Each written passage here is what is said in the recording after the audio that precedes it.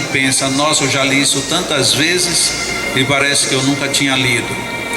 Este tipo de reflexão mostra muito o nosso nível de atenção para o que nós estamos lendo. E o outro aspecto é o aspecto da identidade. Quando nós estamos vinculados a uma determinada circunstância, seja ela agradável ou desagradável, normalmente a nossa leitura nos convida a refletir exatamente nessa direção. Por exemplo, só para dar um paralelo que não tem necessariamente a ver com leitura, uma mulher quando está grávida, ela começa a descobrir mulheres grávidas no caminho. Ela diz, nossa, parece que as mulheres do mundo todas engravidaram de uma vez. Mas não é que as mulheres agora todas estão grávidas, simplesmente ela está naquela sintonia, então ela observa toda mulher que está grávida, lhe chama atenção, as que não estão grávidas não lhe chamam atenção.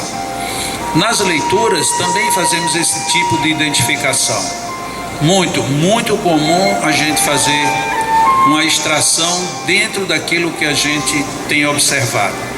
E aqui a mim me chamou bastante a atenção quando no final desse primeiro parágrafo, o Allan Kardec ele coloca que cumpre também aos pais auxiliar o desenvolvimento, e aqui foi o que me chamou a atenção, intelectual e moral do filho. Eu estava vendo ontem um vídeo do Cosme Massi, em que ele aborda uma questão que Allan Kardec tratou na Revista Espírita, acerca da educação de filhos. E é um comentário bem interessante. O Cosme mesmo passa 20 minutos só comentando essa situação, em que um casal amigo de Allan Kardec, em se referindo a uma filha que era uma menina pequena, e ele diz que a menina era um verdadeiro ouro. A menina tinha um comportamento excelente, mas ela tinha um pequeno defeito. Ela não sabia agradecer nada a ninguém e, portanto, se apresentava como uma criança antissocial. E Allan Kardec, com o jeito que ele tinha, inclusive ele tendo sido o pedagogo que foi, ele começa perguntando o que a menina tem, porque já que ela é um ouro, o ideal será que ainda tire o restinho de carbono ou de alguma outra imperfeição que tenha para que o ouro fique totalmente puro. Ou seja, ele já começa nos dando uma lição. Nós não precisamos desqualificar ninguém, mas nós sempre podemos nos apresentar como uma pessoa que oferece oportunidades de melhora, mesmo para aquilo que já está bom. E então o pai explicando para ele, dizendo que a criança com este jeito, ela muitas vezes é punida à mesa. Você quer comer isso aqui, mas agora você só vai comer se aprender a agradecer. E é isso aparentemente quase todos nós fazemos, acreditando que estamos dando uma orientação moral. Na realidade a gente está criando uma deformidade. Por quê? Porque a criança aprende que na hora que eu quiser comer eu agradeço, na hora que eu não quiser comer eu não preciso agradecer. Então não me força a criar o ato de ser uma pessoa agradecida. E o pai, percebendo isso, mudou o comportamento. Se você não quiser, você vai ter que comer de qualquer jeito. E se você quiser comer uma coisa que vai ser compensação, mas que você não está fazendo por onde, aí eu dou para uma pessoa que está pedindo esmola. E no primeiro momento parecia que foi interessante, porque ele não só não deu o bolo que a criança queria, como pediu que a criança levasse o bolo para entregar à criança pobre. Naquele primeiro momento a criança disse, ai que legal, então quando eu não quiser eu dou para uma criança pobre. E ela assim assimilou totalmente equivocado mais uma vez a lição moral. Então toda vida que eu quiser me sentir bem, eu dou alguma coisa. Mas também se eu já estiver bem, eu não preciso dar nada a ninguém, porque eu já estou bem do mesmo jeito. Ou seja, dentro da sequência, vai sendo colocado que muitas vezes a gente toma comportamentos educativos que eles não são necessariamente educativos morais. Por quê? Porque não tem passado pelo fator inteligência. A gente obriga muito as pessoas a serem, fazerem ou deixarem de fazer somente porque tem que ser assim. E o ter que ser assim é muito fraco para o nosso desenvolvimento moral. O nosso desenvolvimento moral, ele tem que passar por reflexões. Mas como é que a gente reflete se o que nos vem de forma distorcida? Vem de uma forma que me leva a refletir para uma outra direção. Hoje nós temos algumas deformações, eu estou falando nós os adultos, porque de alguma forma nós fomos induzidos a ter comportamentos reflexivos, ainda que querendo os pais que fossem morais, foram reflexões que nos levaram a ter vantagens. E em busca das vantagens, nós vamos perdendo as nossas referências. Ontem eu conversava com um amigo que trabalha numa agência de viagens e ele me contava um caso interessante. Uma senhora estava levando um filho para passear no exterior e quando chegou no aeroporto disseram que faltava um documento. Bom, mas todos os documentos estão aqui. Não, mas precisa de mais essa autorização. E o marido então teria que vir a Natal, de São Gonçalo a Natal, para pegar essa autorização para poder voar. Só que o voo saía daí 1h30 e não daria tempo, em princípio, vir a Natal, tentar conseguir o documento, emitir o documento, voltar e chegar lá a tempo. Ou seja, a criança não viajaria. A pessoa então ligou para o meu amigo, que é agente, e lhe perguntou: o que você poderia fazer para mim? Aí ele disse: olha, eu vou lhe dar um conselho que não é moral, mas é o conselho que eu posso lhe dar para resolver o problema. E ela então perguntou qual é o conselho. Ele disse: você já usou carteirada? E ela disse: não, nem usei, nem costumo usar. Ele disse: se você quer viajar e levar seu filho, você só tem essa oportunidade. Dê uma carteirada. Ah, mas eu não gostaria. Bom, então se conforme, você não vai viajar, porque não vai dar tempo via Natal tirar o documento e voltar. Então agora a decisão é sua. Você quer viajar, dê uma carteirada. Não quer viajar, volte. E qual era a carteirada? Ela era juíza. Não era só uma advogada ou uma promotora. Ela é juíza. E juíza de quê? De vara de infância. Então ela estava com tudo. Então ela sabia as leis, sabia como funcionar as leis. Simplesmente tinha um funcionário que cismou de criar um OBS. Foi então que ela chamou o supervisor da companhia, disse: olha, o senhor não me leve a mal, mas eu estou precisando viajar. E o supervisor quis engrossar e disse: olha, eu sou juíza, eu sei que eu posso viajar. Se eu não viajar, aí vai ficar ruim para você e para sua empresa. Ah, não, agora que eu estou vendo, não tem problema tal. E a mulher viajou. O que é comportamento ético, o que é comportamento moral e o que é o uso da inteligência? Ela foi ética até o último ponto, mas alguém por algum motivo estava sendo mais intransigente do que a própria norma. Onde é que nós andamos às vezes com os nossos comportamentos? Muito provavelmente aquela senhora juíza, ela não que era juíza fora dos tribunais. Fora dos tribunais ela se achava uma pessoa igual a qualquer um de nós, como de fato é. Mas na hora em que alguém nos extrapola, temos que usar o bom senso, e bom senso pede inteligência. Quando Allan Kardec nos diz que como pais devemos incutir nos nossos filhos o desenvolvimento intelectual e moral, e mais uma vez ele coloca o intelectual à frente do moral, isso nos arremete para a obrigatoriedade que nós temos de fazer com que as pessoas de qualquer tempo, de qualquer idade e em qualquer circunstância desenvolvam o mundo intelectual. Fico eu particularmente mal impressionado com o comportamento de muitos religiosos, mas para não generalizar tanto, de muitos espíritas. Nós entramos para o espiritismo e encontramos aqui uma doutrina que nos convida à reflexão o tempo inteiro. Nos diz que há até uma definição de Camille Flammarion na desencarnação de Allan Kardec, numa saudação que ele fez ao túmulo, dizendo: aqui está o bom senso reencarnado. Por que bom senso? Porque tem sentido. E que sentido? O sentido da reflexão, da análise, da comparação e, portanto, da dedução de algum fato. Então não entrava sem valor, nem com supervalor, o meu mundo pessoal, a minha emoção. Mas a minha emoção sai equilibrada pelos meus valores que eu tenho condições de ponderar, o uso do meu intelectual. Então eu tenho a minha parte moral, assim como tenho a emocional. Eu tenho a minha parte intelectual, assim como eu tenho os meus componentes psicológicos.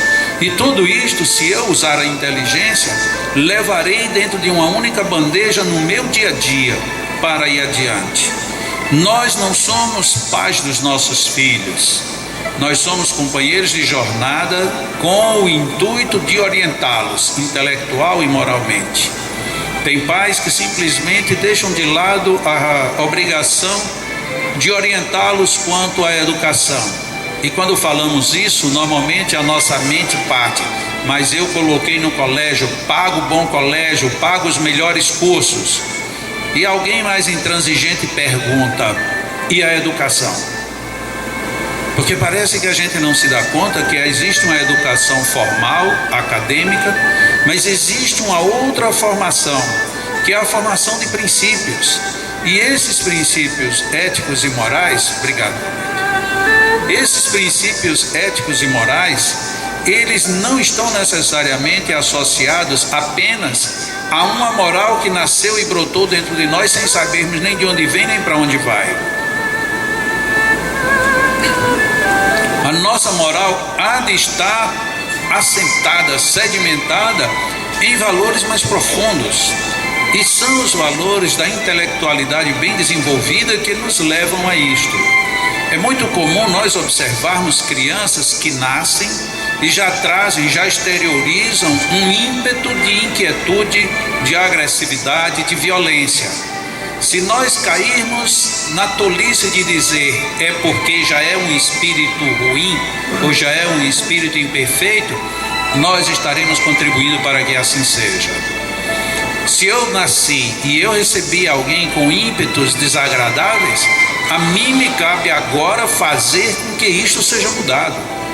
E se eu nasci e tenho por filhos pessoas num nível de elevação maior, devo não só encaminhá-los com mais segurança ainda, como até absorver deles os melhores ensinamentos. Se somos espíritos, se somos todos imortais e se ainda reciclamos através das reencarnações, todos temos oportunidade de nos alimentarmos uns com os outros. Mas por que nos alimentarmos das coisas menos felizes? Nós podemos sim fazer o papel de pais espirituais, não mais pai do espírito, mas pai da entidade intelectual e moral que ali está ao nosso lado para conosco dividir uma etapa do processo da vida ao longo de repetidas existências. São reflexões muito valiosas. As reflexões do Evangelho segundo o Espiritismo, elas não são necessariamente diferentes das reflexões de qualquer outra leitura que se faça dos Evangelhos. Mas a diferença fundamental da reflexão espírita é porque ela nos coloca nós perante nós mesmos, a nossa consciência perante as nossas próprias reflexões. A vida, ela ganha um novo sentido quando a gente começa a entender a palavra de Jesus, a palavra do Evangelho, os textos que nos apresentam, não mais como mensagens para terceiros, sobretudo reflexões para a nossa própria vida. Eu fico bem extasiado com a leitura do Evangelho de Allan Kardec. Alguém certamente dirá: mas é porque você sendo espírita e você sendo admirador de Allan Kardec, você necessariamente é meio que formatado para isto. A questão não é de formatação. A questão é porque as propostas, muitas vezes nas entrelinhas do que ali está no Evangelho, são propostas extremamente renovadoras, mesmo para uma pessoa como eu, que lê este livro regularmente. Eu fico surpreendido com essa possibilidade de a cada releitura descobrir um novo ponto, um novo enfoque e dessa maneira tentar melhorar ainda mais a minha vida. Uma vida que eu só tenho a agradecer a Deus. Não sou masoquista, mas a vida é tão boa que até as dores merecem o meu agradecimento. Vamos nos preparar para a segunda parte.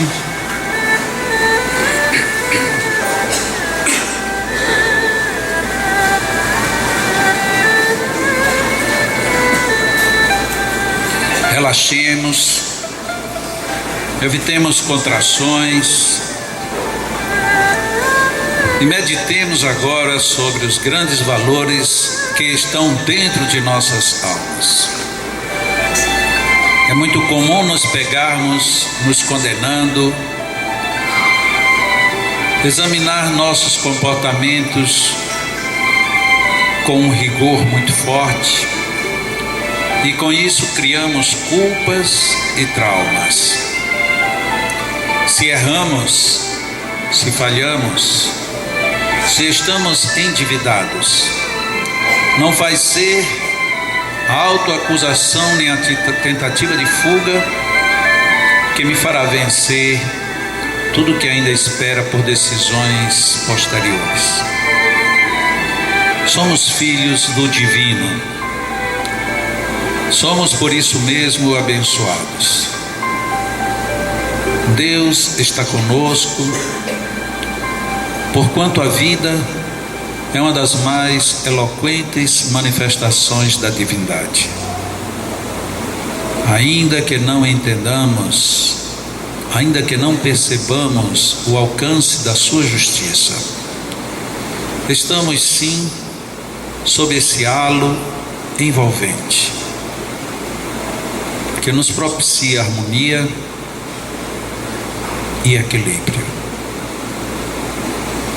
Mesmo quando claudicamos emocionalmente, fisicamente, ética e moralmente, se pararmos para refletir sobre todas as formas harmoniosas e de equilíbrio que a vida nos oferece, estaremos entrando numa sintonia elevada. Sim, quantas vezes acreditamos que não seremos mais dignos de oportunidades e perdão, mas Deus nos dá novas oportunidades e nos dá o perdão para que nos restabeleçamos, nos reergamos. Por isto mesmo, devemos agradecer a Ele, a vida. Devemos agradecer por todas as oportunidades, sentindo a beleza que nos cerca, sentindo as emanações de paz, sempre ao dispor daquele que a busca.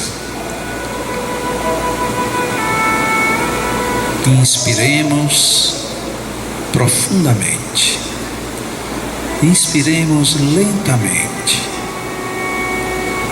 deixemos um pouco os nossos pulmões cheios de ar e depois liberemos, pensando neste movimento, o movimento de entrada de oxigênio no nosso corpo e o movimento de saída do nosso corpo. Imaginemos que maravilha é esta máquina chamada corpo físico, que aproveita cada inspiração para nos rechear de energias e bons fluidos, e nos dá a oportunidade de sermos agradecidos à vida a cada vez que expiramos,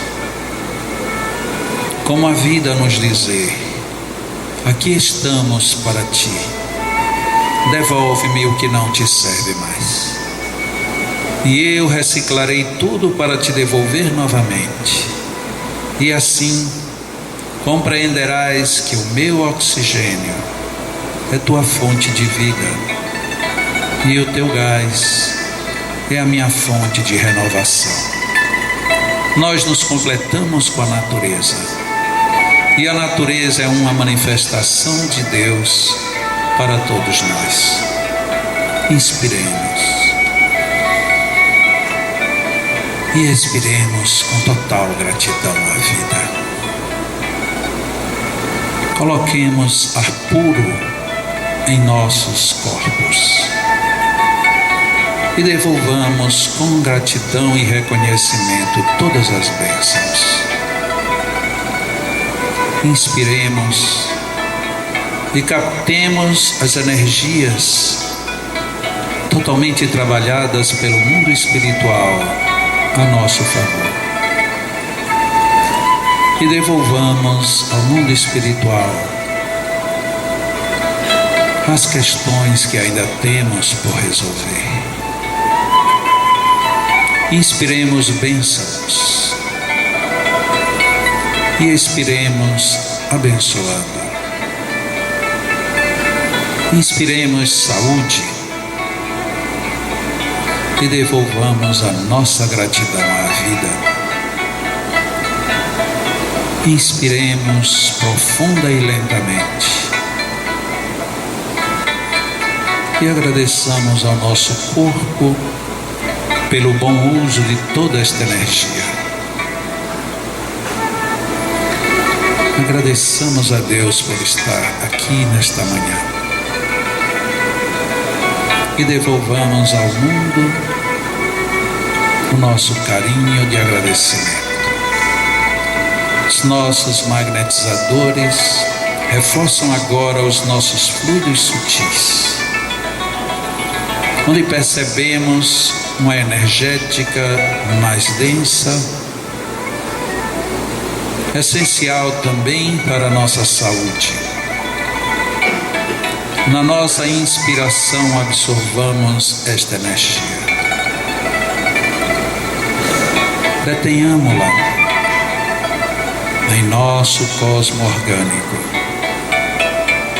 e, como um verdadeiro universo, deixemo-nos penetrar por todas estas partículas de amor, partículas de harmonia, partículas de saúde. E quanto mais agradecidos estivermos, mais abriremos os nossos campos para reter tudo isto que vem em nosso benefício. Inspiremos, retendo em nós toda esta energética, e expiremos, sempre dizendo: obrigado, Senhor. Filetes de fluidos, de energias, com a envolver a cada um de nós, nos diz do tamanho da bênção divina para cada um. Tenhamos fé, confiança, certeza de que estamos pedindo o melhor, e fiquemos simplesmente abertos para melhor recebermos tudo isto. Deus, Pai de amor e bondade, muito obrigado.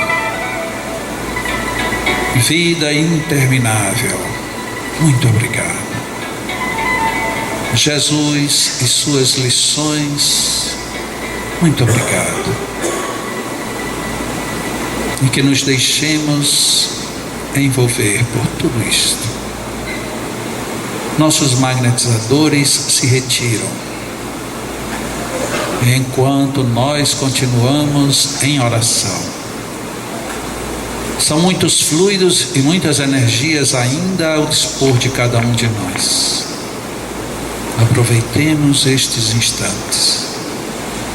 Tudo isto é benéfico para o nosso corpo e para a nossa alma. Mantenhamos-nos em oração, em conexão com o mais alto, e aproveitemos este momento de harmonia e de paz em nome de Deus.